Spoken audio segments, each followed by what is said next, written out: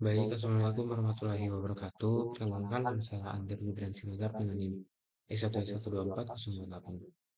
Baik, pada bagian video ini, saya akan membahas doubly linked list atau dalam bahasa Indonesia disebut daftar berantai ganda. Jadi sebelumnya kita sudah mempelajari single linked list, di mana setiap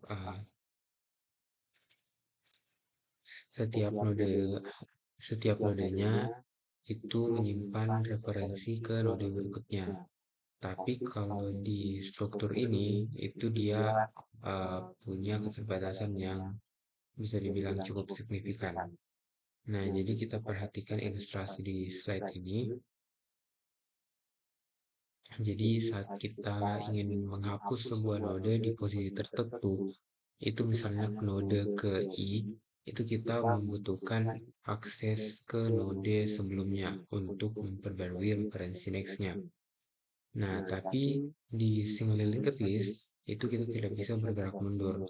Kita harus traversal dari awal untuk menemukan node sebelumnya. Nah, ini tentunya sangat tidak efisien. Dan ada dua keterbatasan utama dari linked list ini.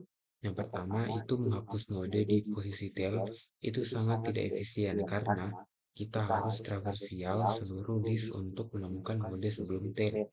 Nah, kedua, secara umum kita tidak bisa menghapus node di posisi manapun secara efisien jika hanya diberikan referensi ke node tersebut. Nah, karena kita tidak bisa mengakses node sebelumnya. Nah, jadi inilah yang menjadi motivasi diperkenalkan doubly linked list.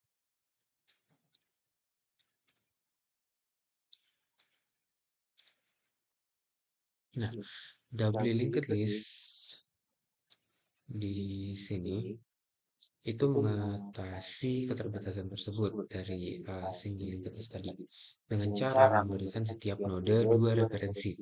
Jadi satu ke node sebelumnya atau pref dan satu ke node berikutnya atau next. Nah, dengan berikut jadi operasi insert dan delete di posisi manapun itu dapat dilakukan dalam waktu big O1. Nah, selama kita sudah memiliki referensi ke node yang bersangkutan. Nah, sekarang kita perhatikan di konsep sentinel nodes atau yang disebut dummy nodes.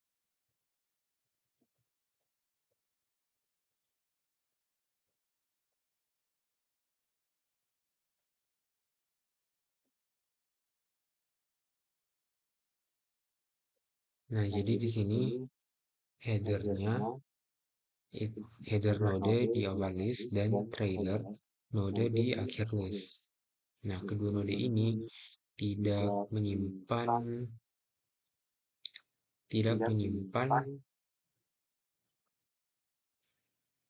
data apapun. Nah, fungsinya hanya sebagai pembatas dengan adanya sentinel. Nah, kita tidak perlu menangani kasus khusus ketika melakukan operasi di awal atau akhir list. Nah, untuk list yang kosong, next dari header itu dia menunjukkan ke trailer dan pref itu dari trailer menunjuk ke header.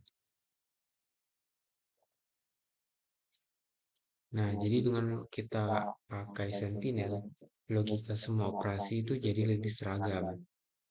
Dan juga itu lebih sederhana. Jadi header dan trailer itu tidak pernah berubah. Yang berubah itu hanya node-node di antara keduanya. Jadi ini berarti setiap operasi insert itu selalu dilakukan di antara dua node yang sudah ada. Dan setiap operasi delete itu selalu menghapus node yang memiliki node di kedua sisinya.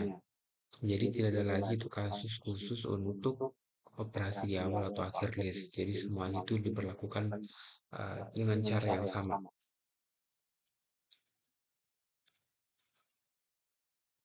Nah, sekarang kita bahas bagaimana cara melakukan insert pada doubly linked list. Jadi ada dua kasus yang diilustrasikan di slide. Jadi kasus pertama itu, kasus satu itu insert di posisi arbiter dalam list yang tidak kosong. Misalnya kita ingin menyisipkan node baru PVD di antara JFK dan SFO. Jadi langkahnya itu kita buat node baru, dan kedua itu set pref node baru ke JFK. Ketiga itu set next node baru ke SFO. Kemudian keempat, set next dari JFK ke node baru. Kelima, set pref dari SFO ke node baru. Nah, kasus 2 itu insert di awal list karena ada sentinel header. Jadi insert di awal list sama saja dengan insert di antara header dan node pertama. Jadi langkahnya itu identik dengan kasus pertama, tidak ada perlakuan khusus. Jadi ini kelebihan dari penggunaan sentinel.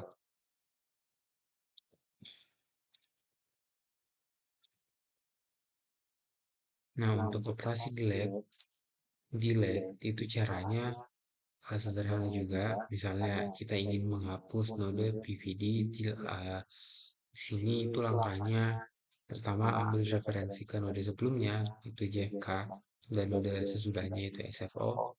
Nah, kemudian kita set next dari JFK ke SFO. Setelah itu ketiga, set pref dari SFO ke JFK. Kemudian keempat, node PFD itu sekarang tidak lagi terhubung ke list. Nah, karena menggunakan sentinel, operasi yang sama juga berlaku untuk menghapus node pertama maupun node terakhirnya. Jadi tidak ada penanganan kasus khusus. Nah, sekarang kita masuk ke bagian implementasi kode. Nah, jadi kita akan membuat kelas doubly linked base sebagai kelas dasarnya. Jadi kita jalankan, terlihat dan jalankan kodenya.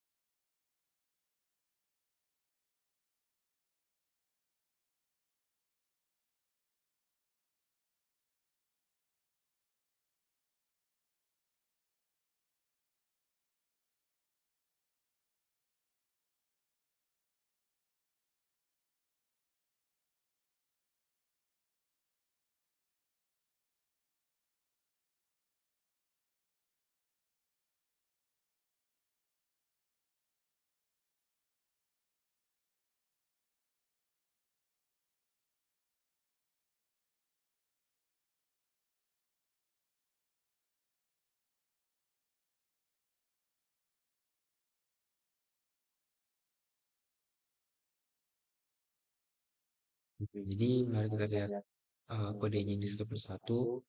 Jadi di sini kelas node itu kelas internal yang mempresentasikan setiap node. Jadi kita perhatikan penggunaan slots di sini. Jadi ini teknik optimasi memori di Python dengan slots itu Python tidak buat dict. Jadi untuk setiap instance itu sehingga jadi penggunaan memori itu jadi lebih efisien. Nah, jadi setiap node itu menyimpan 3 elemen untuk data, kemudian pref untuk referensi ke node sebelumnya, dan next untuk referensi ke node berikutnya. Kemudian pada konstruktor init dari double linked base itu kita langsung buat dua sentinel node, yaitu header dan trailer. Nah, kemudian kita hubungkan keduanya.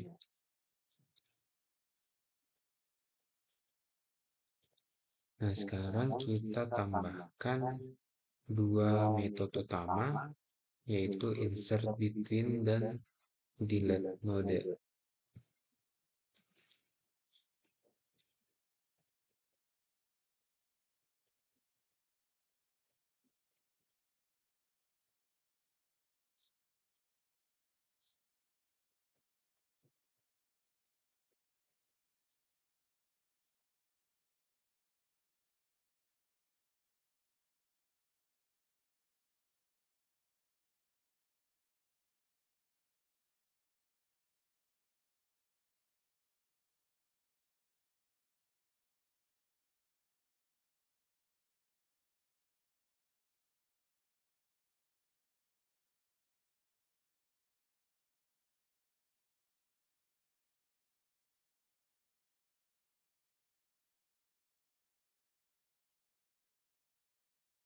Nah, jadi metode insert between ini menerima tiga parameter elemen yang ingin disisipkan, node predesor dan node suksesor. Jadi di dalam metode ini kita buat node baru yang langsung menunjuk ke predesesor dan suksesornya. Nah, kemudian kita update referensi dari predesesor dan suksesor untuk menunjuk ke node baru. Nah, ukuran list bertambah satu. Kemudian metode delete node. Jadi metode delete node itu menerima node yang ingin dihapus. Jadi dalam metode ini kita ambil referensi predesesor dan suksesor dari node tersebut. Kemudian kita hubungkan langsung predesesor ke suksesor melewati node yang dihapus. Nah, kita set semua referensi node yang dihapus menjadi none. Nah, ini disebut deprecating atau menonaktifkan node. Nah, terakhir kita kembalikan elemen yang tersimpan di node tersebut. Jadi kita perhatikan baris node prep, node next, node elemen dengan non. Jadi ini penting untuk mencegah memori leak dan juga sebagai penanda bahwa node ini sudah tidak valid.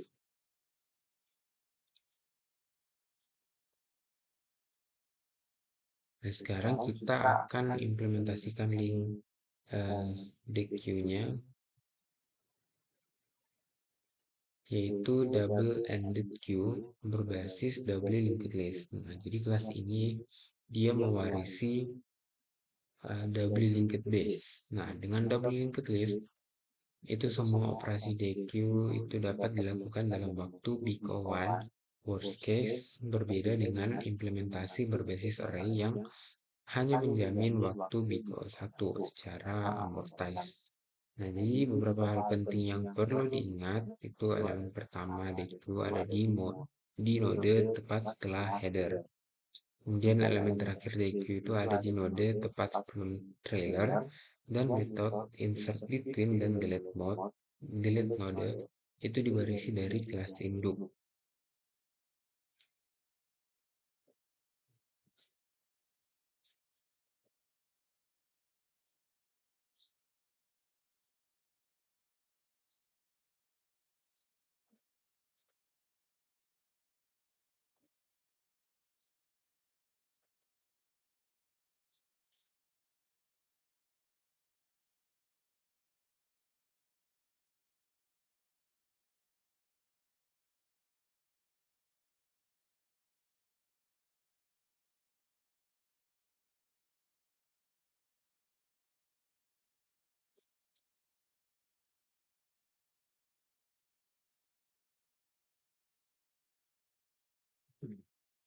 Nah, jadi kita perhatikan metode first di sini. Jadi kita akses self header next element. Kenapa? Karena header adalah sentinel dan elemen pertama yang sesungguhnya ada di node setelah header. Nah, begitu pula dengan metode last. Jadi kita akses self trailer prep element karena trailer itu sentinel. Jadi elemen terakhir ada di node sebelum trailer.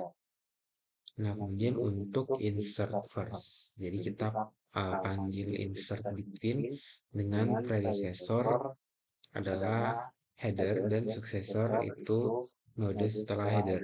Nah, dengan begitu, node baru akan jadi node pertama.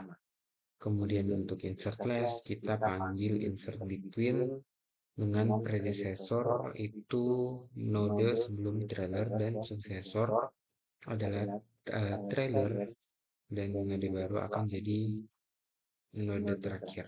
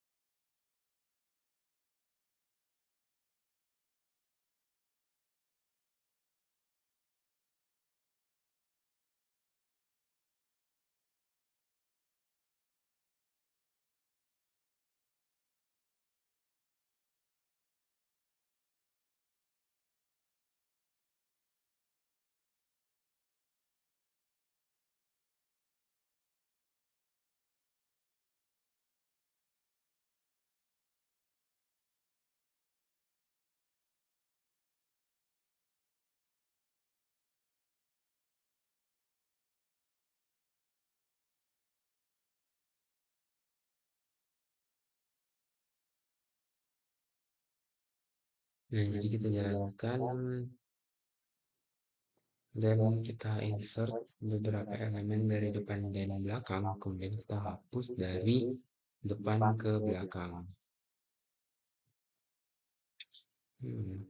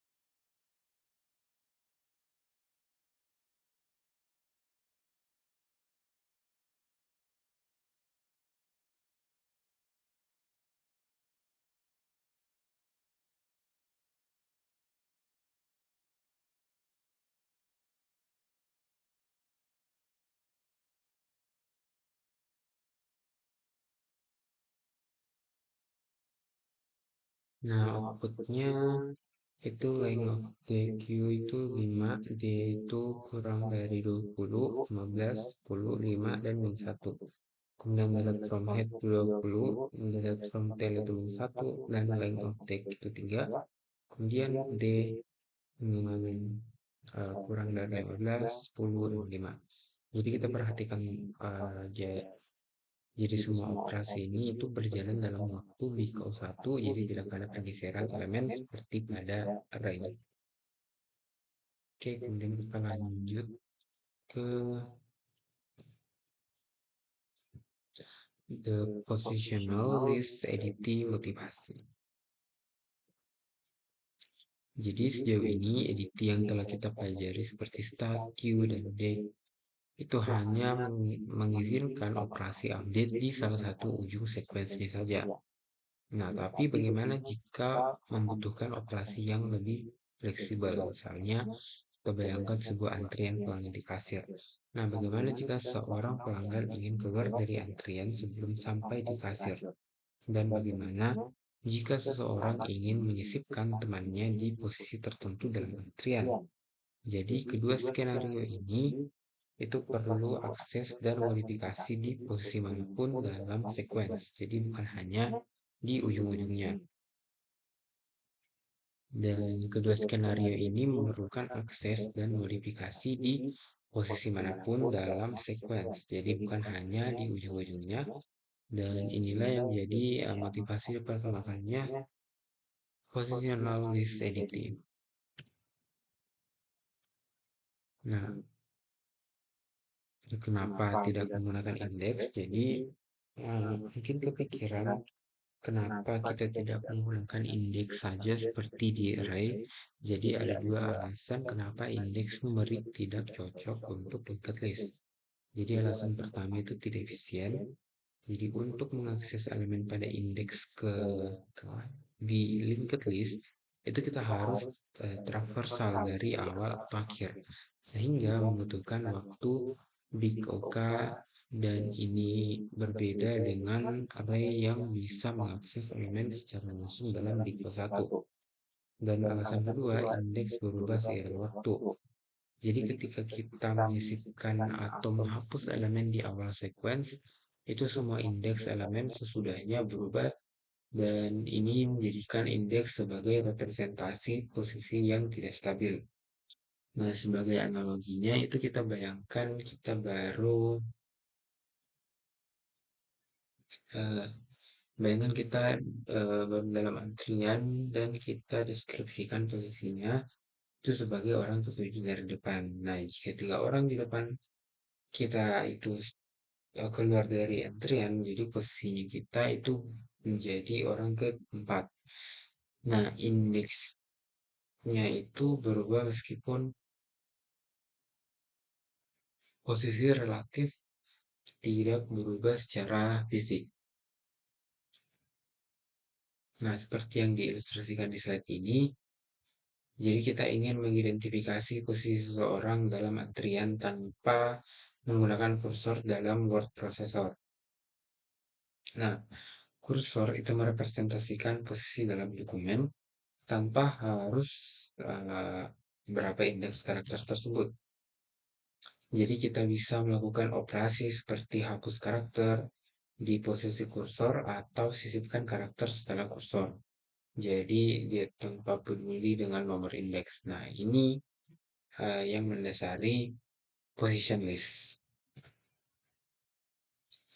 Nah, kenapa tidak langsung menggunakan mode reference? Jadi pertanyaan ini muncul jika linked list menyediakan biko 1 insert dan delete selama kita punya referensi ke node. Jadi kenapa tidak langsung menggunakan referensi node sebagai posisi? Alasannya karena prinsip abstraksi dan enkapsulasi dalam object oriented programming. Pertama, menyederhanakan penggunaan, jadi pengguna tidak perlu mengetahui detail implementasi seperti manipulasi, referensi node, atau penggunaan sentinel. Nah, kedua, menjamin keamanan data dengan mencegah penggunaan mengakses node secara langsung. Kita cegah itu kesalahan manipulasi yang bisa merusak struktur data. Nah, ketiga, fleksibilitas desain. Jadi, enkapsulasi itu memungkinkan kita mengubah implementasi internal tanpa memengaruhi kode pengguna.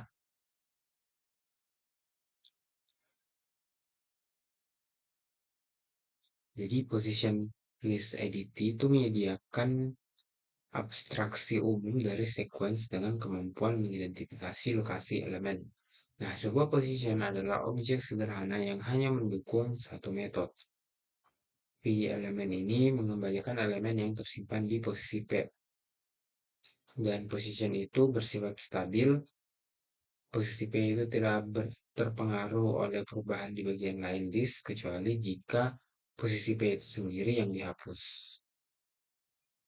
Nah, aksesor metode yang didukung positionality itu pertama L-first, yaitu mengembalikan posisi elemen pertama atau non jika kosong. Kemudian L-last itu mengembalikan posisi elemen terakhir atau non jika kosong.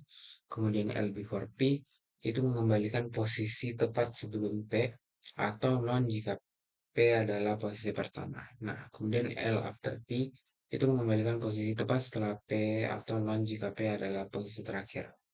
Kemudian L is empty itu mengembalikan true jika disk kosong. Kemudian len L itu mengembalikan jumlah elemen. Iter L itu mengembalikan iterator untuk elemen-elemen list. Nah, kemudian untuk update methods positional list, jadi update methods yang didukung itu L at first itu menyisipkan elemen E di depan dan mengembalikan posisi baru. L at last E itu menyisipkan elemen E di belakang, mengembalikan posisi baru. Kemudian L at before PE itu menyisipkan elemen E tepat sebelum posisi P. Kemudian L at after PE itu menyisipkan elemen E tepat setelah posisi P. L replace PE itu mengganti elemen di posisi P dengan E mengembalikan elemen lama. Kemudian L delete itu menghapus dan mengembalikan elemen di posisi P. Nah, cara menggunakan position list, jadi ada beberapa hal penting perlu dipahami di sini. L first dan L last itu mengembalikan posisi, bukan elemen. Dan untuk mendapatkan elemen, kita harus panggil elemen di posisi tersebut. Nah, kita juga bisa lakukan traversal menggunakan posisi ini. Kursor dengan L first, while cursor is not none. Kemudian print kursor elemen dan kursor dengan L after cursor. Atau lebih sederhana menggunakan for loop karena editing mendukung iterator. Jadi for i in data, kemudian print e.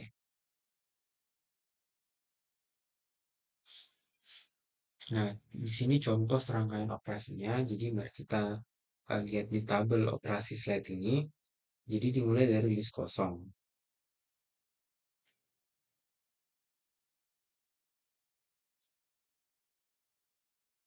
Eh,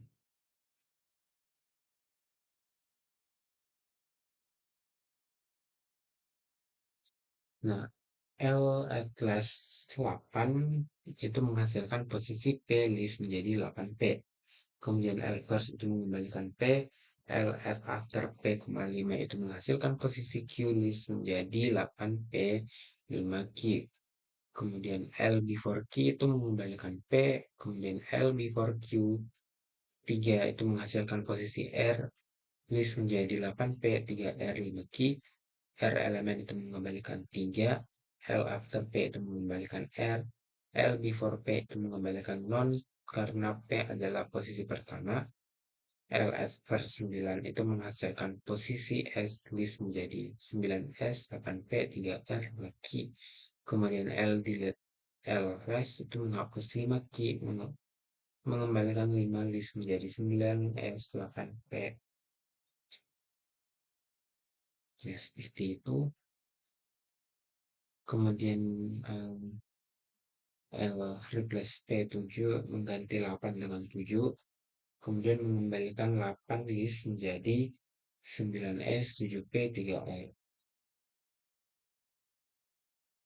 Nah, sekarang kita masuk di implementation positional list, class, dan position. Jadi, implementasikan positional list itu menggunakan doubly linked list.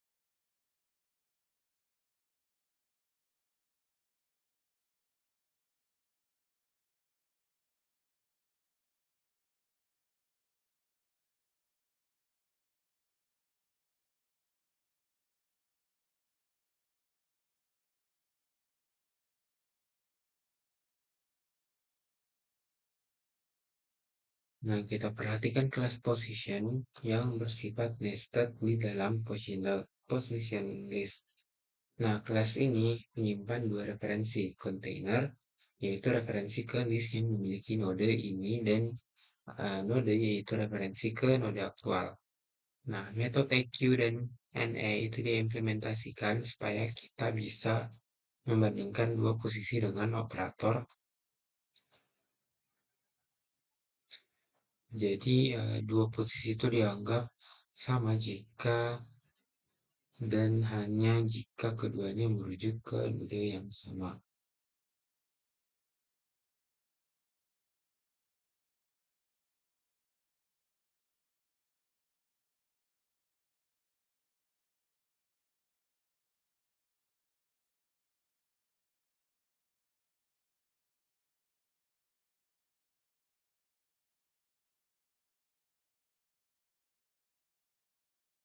Jadi, sama dengan tidak sama dengan itu posisinya dianggap sama.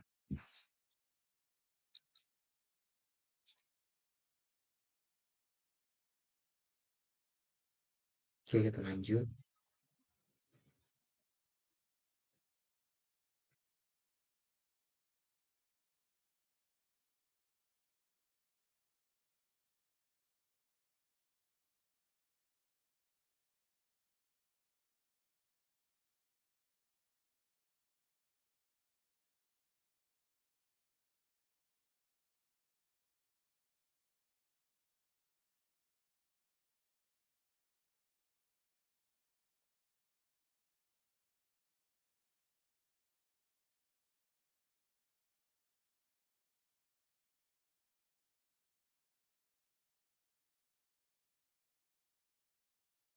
Jadi metode validate ini dia bertugas untuk memverifikasi bahwa posisi yang diberikan itu valid. Jadi ada tiga pemeriksaan. Pertama, apakah P adalah instance dari class position yang benar.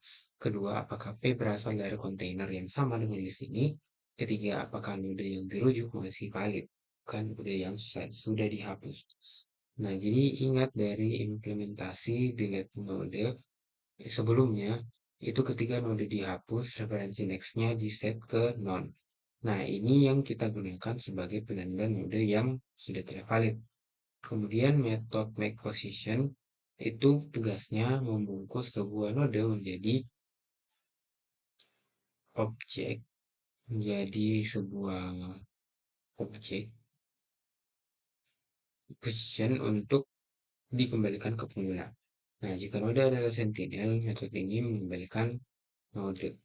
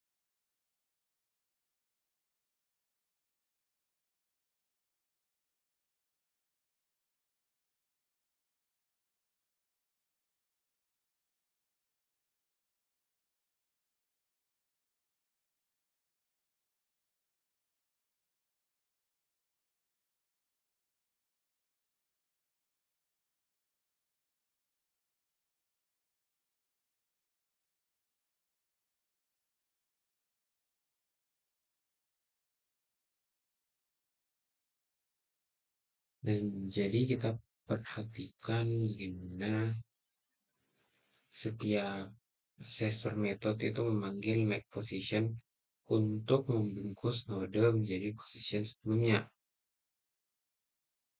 sebelum dikembalikan ke penggunaannya. Jika node yang dimaksud itu sentinel, maka position uh, make position itu akan kembalikan non yang berarti tidak ada elemen di sana.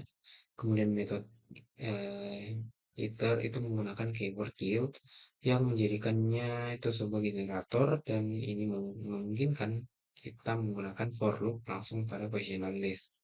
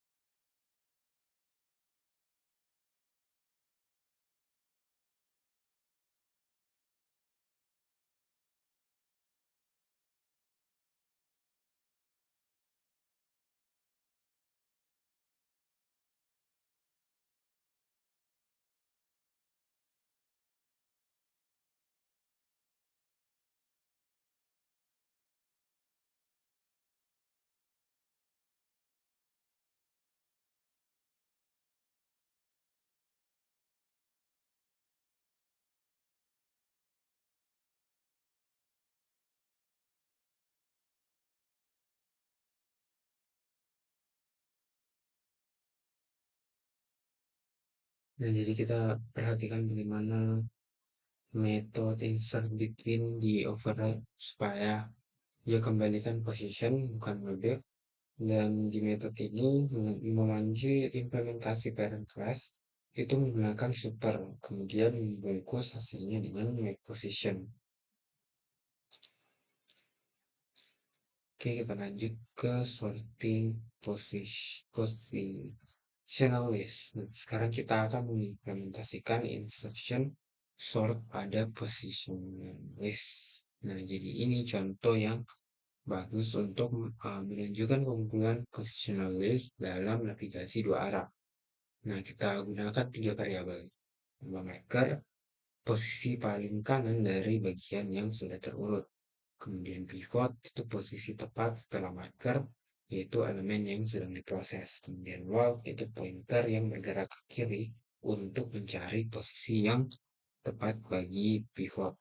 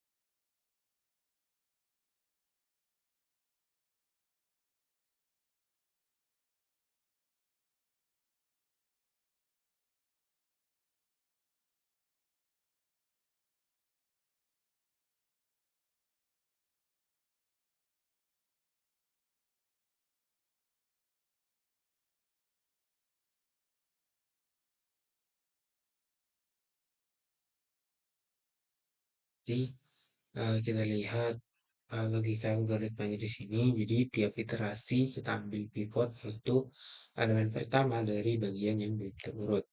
Nah, jika pivotnya itu lebih besar dari marker, berarti pivot itu sudah di posisi yang benar dan kita geser marker ke pivot. Nah, kalau tidak, kita gerakan wall dari wall ke kiri sampai menemukan posisi yang tepat. Kemudian kita hapus pivot dari posisi lama dan sisipkan di posisi baru. Nah, kita perhatikan eh, bagusnya penggunaan positional list di sini. Jadi kita bisa bergerak maju dengan L after dan mundur dengan L before. Nah, serta melakukan insert dan delete di posisi manapun dalam Biko 1.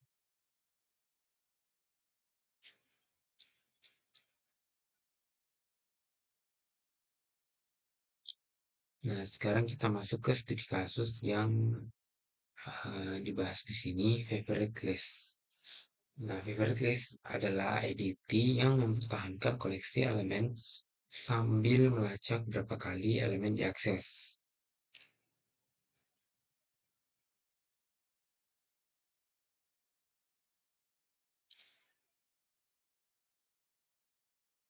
Jadi contoh aplikasi nyatanya itu web browser yang melacak URL yang paling sering dikunjungi pengguna, kemudian aplikasi musik yang mempertahankan daftar lagu yang sering diputar.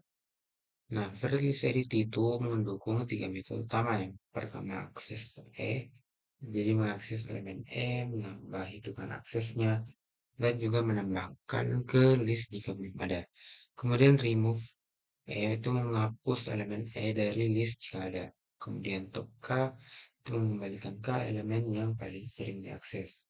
Nah, jadi list ini selalu dipertahankan dalam keadaan terurut berdasarkan jumlah akses dari yang terbanyak ke yang tersedikit. sedikit.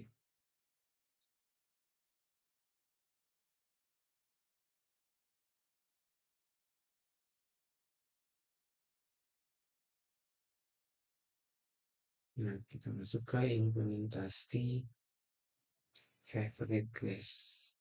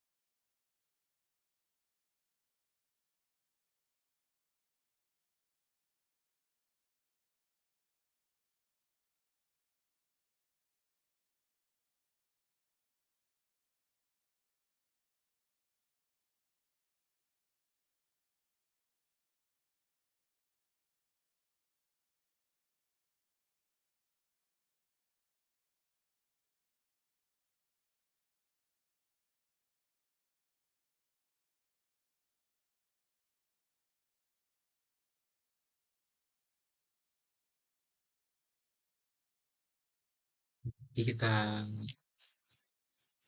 cek di sini bagian-bagian pentingnya. Jadi kelas item itu menyimpan dua informasi, value yaitu nilai elemen, dan count itu hitungan berapa kali elemen yang diakses. Kemudian method, gitu.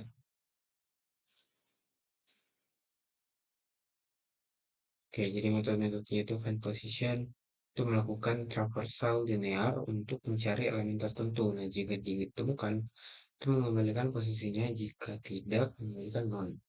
Kemudian move up itu kunci dari hybrid list. Jadi setiap kali sebuah elemen diakses dan hitungannya bertambah, kita perlu menggeser posisinya ke depan jika hitungannya sekarang lebih besar dari elemen sebelumnya.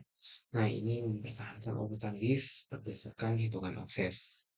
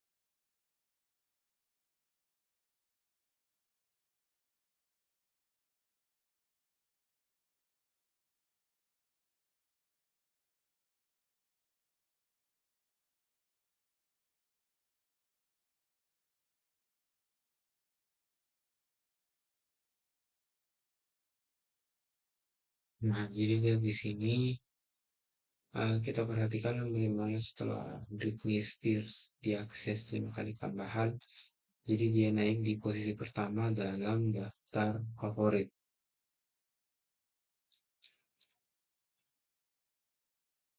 Oke, kita lanjut.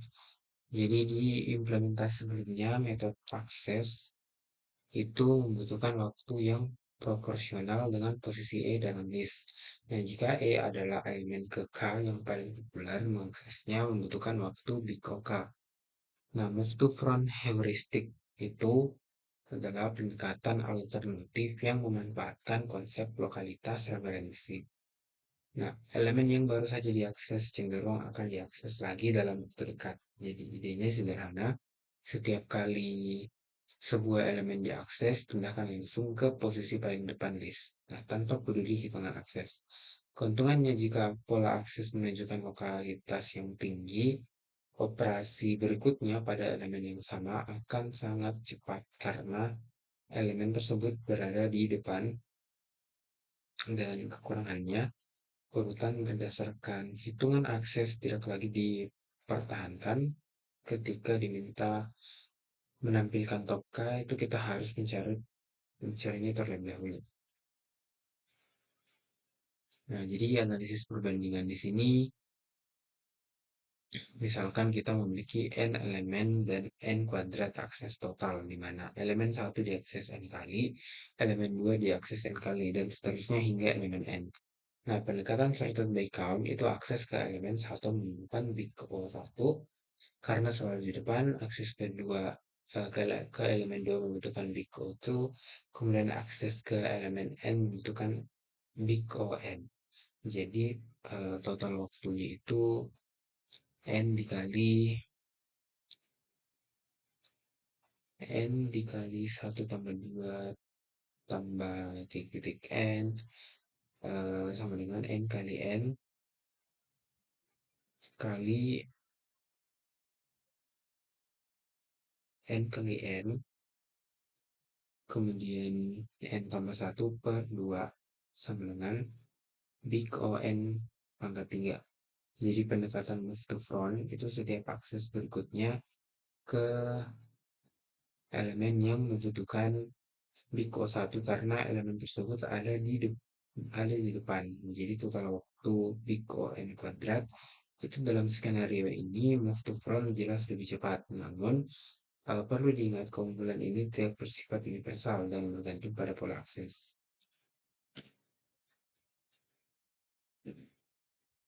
Ya, karena move to front itu tidak mempertahankan urutan berdasarkan hitungan akses, jadi metode top K itu memerlukan pendekatan berbeda. Pertama, salin semua entry ke list sementara bernama temp, lakukan K kali scan pada temp, kemudian pada setiap scan itu temukan elemen dengan hitungan terbesar, hapus dari temp, dan laporkan sebagai hasil. Kemudian kompleksitas waktu metode top ini adalah big OKN, jadi ketika K adalah konstanta, top berjalan dalam big ON.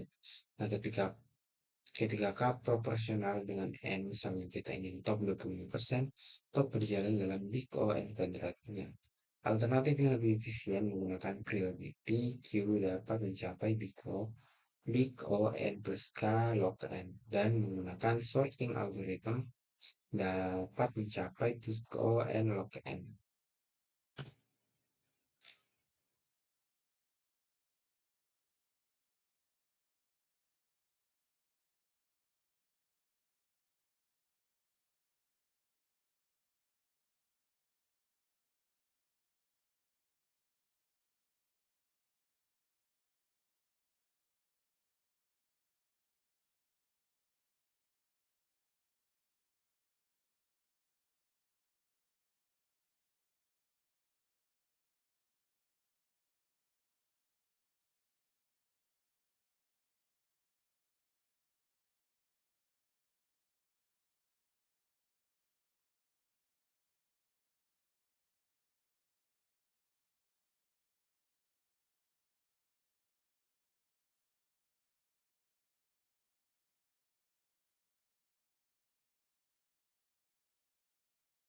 Nah, jadi kita perhatikan Perbedaan kelas move yang hanya terdiri dari satu baris menghapus elemen dari posisinya dan menyisipkan kembali di awal list. Jadi ini jauh lebih sederhana dibandingkan versi sebelumnya. Nah, jadi sebagai penutup, mari kita bandingkan kedua pendekatan ini secara komprehensif. Jadi keunggulan array base itu pertama, array yang menyediakan akses big O1 berdasarkan indeks numerik. Nah, linked list itu membutuhkan big OK untuk mengakses elemen ke K. Nah, kedua, operasi dengan kompleksitas asimptotik yang sama biasanya berjalan lebih cepat pada array karena faktor konstanta yang lebih kecil. Nah, ini berkaitan dengan lokalitas memori. Elemen array tersimpan berurutan sehingga lebih cache friendly. Dan ketiga, array menggunakan memori lebih sedikit per elemen. Nah, linked list itu membutuhkan memori tambahan untuk menyimpan referensi ke node-node lain.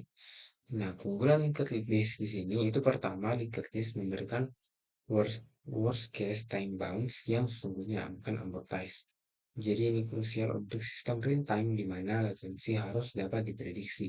Nah, kedua, linked list itu mendukung insert dan delete di posisi manapun di dalam BICO1 selama kita memiliki referensi ke posisi tersebut. Kemudian array based list itu membutuhkan BICON untuk operasi serupa karena harus menggeser elemen. Nah, kita telah mempelajari perjalanan yang cukup panjang dalam lecture ini, jadi kita rangkum di summary-nya. Pertama, kita membahas motivasi dari doubly linked list, keterbatasan single linked list dalam menghapus node sembarang, mendorong diperlukannya struktur yang bisa bergerak dua arah. Kedua, doubly linked list itu dengan sentinel nodes itu menyederhanakan semua operasi insert dan delete menjadi seragam tanpa penilaian khusus kasus khusus. Nah, ketiga kita mengimplementasikan linked list itu berbasis double linked list yang mencapai big O1 worst case untuk semua operasi. Keempat, positional list. EDT memberikan abstraksi posisi yang stabil tanpa menggunakan indeks numerik. Nah, jadi ini cocok untuk navigasi dua arah dalam linked list. Nah, kelima itu kita mengimplementasikan insertion sort pada positional list yang menunjukkan keunggulan navigasi dua arah. Nah, keenam itu favorite list adalah studi kasus yang nyata menggabungkan positional list untuk mempertahankan koleksi elemen terurut berdasarkan frekuensi akses. Ketujuh, move to front heuristic adalah alternatif yang memanfaatkan lokalitas referensi dengan trade-off pada efisiensi metode top K. Nah, terakhir kita membandingkan array base dan link base sequence. Masing-masing memiliki keunggulan tersendiri tergantung kebutuhan aplikasi. Jadi demikian pembahasan lengkap materi linked list dari halaman 21 sampai 6. Semua penjelasan ini bermanfaat dan kurang lebihnya mohon dimaafkan. Wassalamualaikum warahmatullahi wabarakatuh.